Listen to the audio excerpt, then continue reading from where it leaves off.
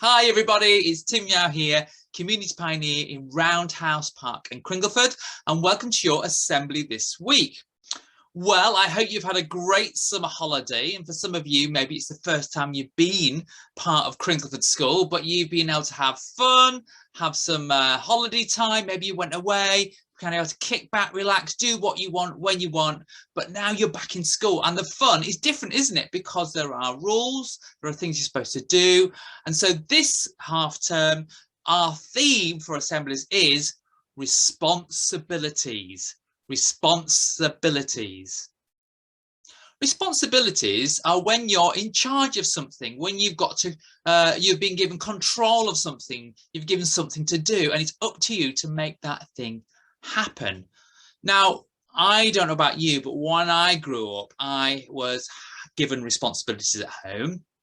Things like, you know, got to tidy your room, you've got to maybe wash some dishes.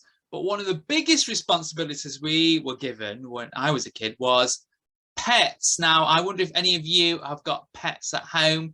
Maybe you've got a pet stick insect, a snail, maybe you've got a mouse, a guinea pig, a rabbit, a cat, a dog, or maybe you've got a horse. There are so many different pets that we can have at home, and we will be responsible for them. If it's your pet, you've got to look after it. Now, let me introduce you to my pet. This is Doggy. Now, obviously, he's not a real dog. I'm not that silly. But when I was a kid, I was given a dog.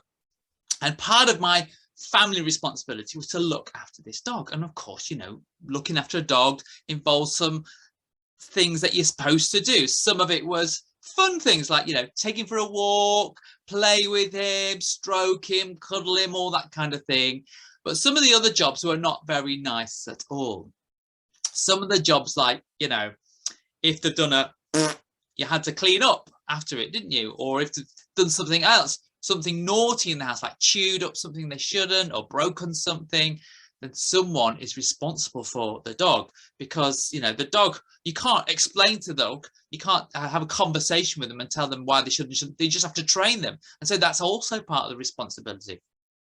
I remember one time when we had our dog, his name was Benji, and I took him for a walk, and I was enjoying the walk so much, even though they said when you're a puppy, you're not supposed to walk him too far because he gets tired.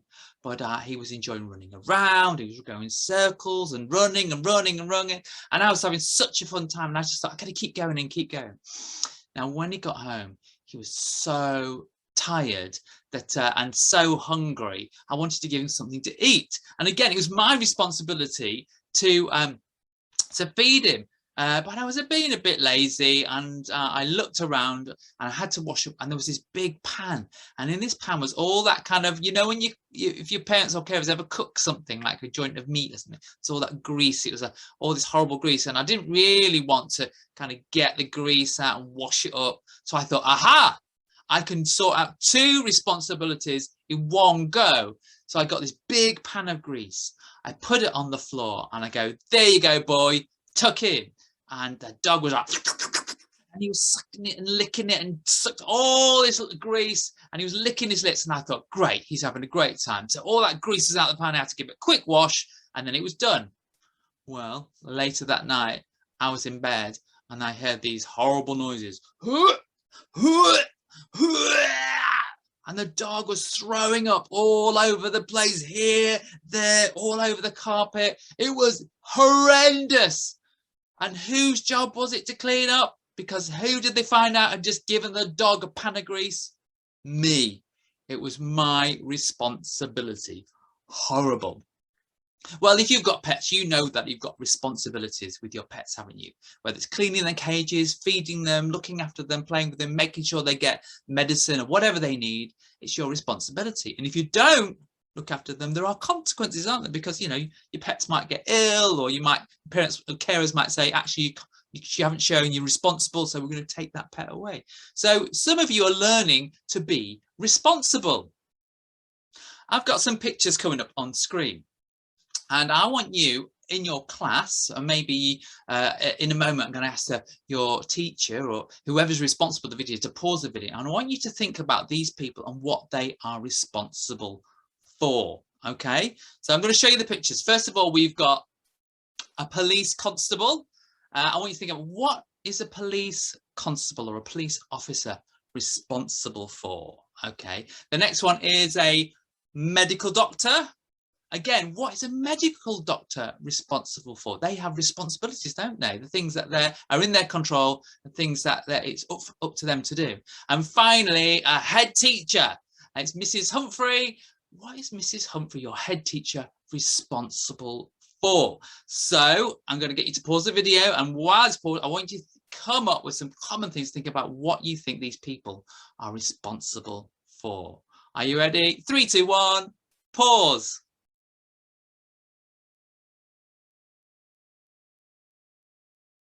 Okay, welcome back. I hope you've had a good discussion and had to think about what you think these people are responsible for. Well, we've got a police officer, a medical doctor and head teacher. I'm sure things like this must have come up. They're responsible for safety, responsible for learning, responsible for security, keeping you healthy, responsible for the people they work with, responsible for good practice, lots and lots of things. You maybe thought about medicine or crime prevention, or your kind of book learning, or learning kind of reading, writing and arithmetic, your numeracy.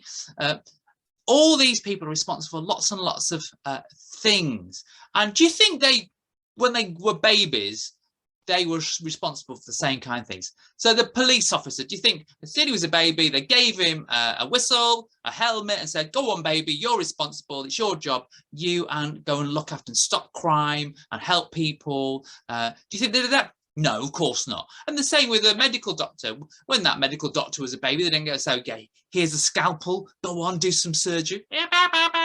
No, of course not. It's too dangerous. And the same with head teachers. Your head teacher, Mrs. Humphrey, you know, when she was little, they didn't suddenly say, you teach the class. She had to learn. She was given small responsibilities, and she showed she could do that. And then she was given more responsibility, until eventually she's a head teacher of your school, which is a very responsible job. So make sure you're kind to her, because it must be hard work, and to these medical doctors and police officers as well.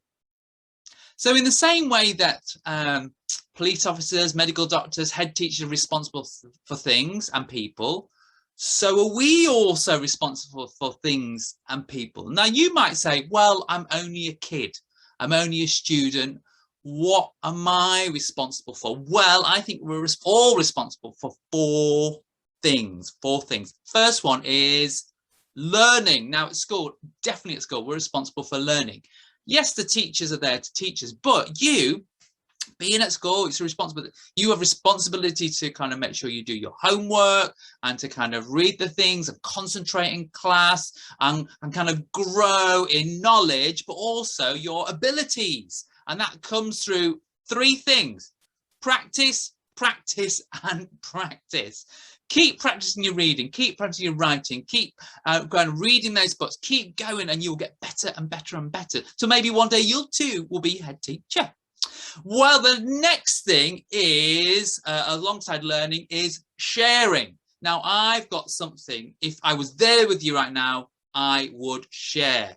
Chocolate. Oh, I love a chocolate.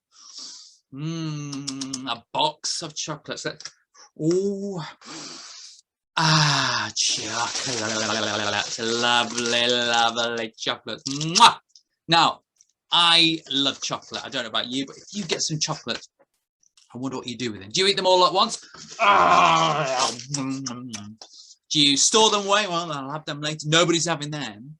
Or do you share them? You know, it's up to you. It's your chocolate. But I find that one of the best things we can do when we're responsible is to share what we've got, because sometimes there might be a time when you don't have any. Maybe your chocolates are gone, and then you've got nothing. Then someone else might open a box of chocolates. Wouldn't it be good if you'd shared what you had and someone shared what they had? You know, we have a responsibility to think about those who don't have the same things that we do, not just in our classrooms, not just in our families, in the whole world. There are people who don't have what we have. So we need to share what we have. So number one, learning. Number two, sharing. And the number three is caring. Now, sharing is caring. But when we think about things that we have, the world that we live in, the environment, whether it's the place where you learn, your classroom, or your bedroom, or your home, or your garden, or the public spaces, or when we think about the city or the world, you know, we have got a responsible to care for the world around us. So even though we might like chocolates and sweets, you know, it's responsible. What do we do with those cheeky little wrappers? Do we just lob them out the window? Do we throw them on the floor? No, of course not. We've got to think about the world we live in. So we've got to care for it. We've got to care for the world around us, because when we do, it ends up caring for other people and for the animals and all that kind of thing. So you know this. So we've got learning, sharing and caring. And then finally, it's loving. Now, to be loving is, I think, the most important thing in the world. And it is our biggest responsibility, because I think sharing and caring and learning is a way of loving in one sense, because the Bible tells us about 3 types of love. And let me tell you about them right now. I'll read them to you. Jesus had been hanging out, and some religious teachers, not like your teachers, but teachers who used to teach the law, God's law, the old bit of the Bible, and we're trying to catch him out because they weren't keen on what he was saying. But Jesus kind of dealt with them. But one of them came up to him, and he was trying to test Jesus, like, how much does he know this stuff? How well has he learned? You know, has he practiced? And so the teacher said to him, what is the most important responsibility in God's book? What's the most important law? Well, Jesus answered this. He said, love the Lord your God with all your heart, with all your soul, with your mind, with everything. That's the first and most important commandment, the most important responsibility. And the second important one is this: love other people as you love yourself. Love other people as you love yourself. Because that, he said, is all the law, the Moses and the prophets and all the things in this book can be summed up in love God, love others as you love yourself. I wonder if you might want to say those words with me now. Let's say it together. Love the Lord your God with all your heart, with all your soul and your mind, and love others as much as you love yourself. The 3 biggest responsibilities. Because if we get that right, if we love God and love what God loves, we end up loving other people. And we're going to love other people, not out of selfishness, not out of greed, but because out of kindness and goodness, and because we need to love ourselves as well. We're responsible for looking after ourselves and loving ourselves, loving other people, and loving God. And that the Bible says that's the 3 biggest responsibilities that we have. So as we are kind of coming to an end right now, I want you think about those 3 responsibilities. And I'm going to say a prayer in a moment. And if you agree with it, you can say amen at the end with it to join in. But before we do that, I've got one more story about pets, because I love a pet story. I had a friend at school, her name was Christine, and her parents bought her a budgie. And it was her responsibility to look after the budgie, to clean up after the budgie, to feed the budgie, to play with the budgie. And she loved that budgie, but she didn't take her responsibilities seriously, because she had to clean the bottom of the cage and used to put in like the sandpaper stuff, and the seeds, and the bird would poop all over it. So you're supposed to get the cage open, get the bird out, clean it out, put new sandpaper in, and make it nice, spick and span, so it's healthy for the budging and keeps it kind of in a good condition. But one day she was being lazy and she wasn't taking her responsibility seriously. and she was hoovering up, and she remembered, oh, you know, she's cleaning using the vacuum cleaner. She remembered, I've got to clean the budgie. I don't want to clean the budgie. And she looked at the vacuum cleaner with the, you know, the suction head, and she thought, oh, I've got a great idea. I'll just shove the hose into the bottom of the cage, and I'll suck up all the old seeds and the bird poop, and then I won't have to clean it properly. Yes, she thought, you know, I've done it. So of course she got the vacuum hose, she shoved it into the cage, and the budgie was going crazy. It was cheeping and flapping its wings. It was scared, it was banging around, but she didn't care because she just wanted to do it quickly. She sucked, and then she got distracted for a moment, and you know what happened? Horror of horrors! The budgie got sucked up the pipe into the vacuum cleaner. No, the poor budgie. Now that budgie, I'm sad to say, did not survive that journey through the vacuum into the bag, and it was a horrible mess. You know, sometimes when we don't do our responsibilities, we can get into difficulties. If we try and cut corners, if we think we know a better way, you know, it's that we do be responsible people. So at school, at home, in the community, in the world, let's love God. Let's love other people like we love ourselves, and we can do the right thing. So I'm going to say a prayer. Are you ready? You might want to close your eyes and to stop you getting distracted. Here goes. Lord God, help us to put others first and to take care of the people around us and the environment around us, and especially the responsibilities you've given us. We thank you for your love and your love for us. Amen. Amen. Well, that's it for your assembly this week. If I don't see you soon, I'll see you next time. Bye.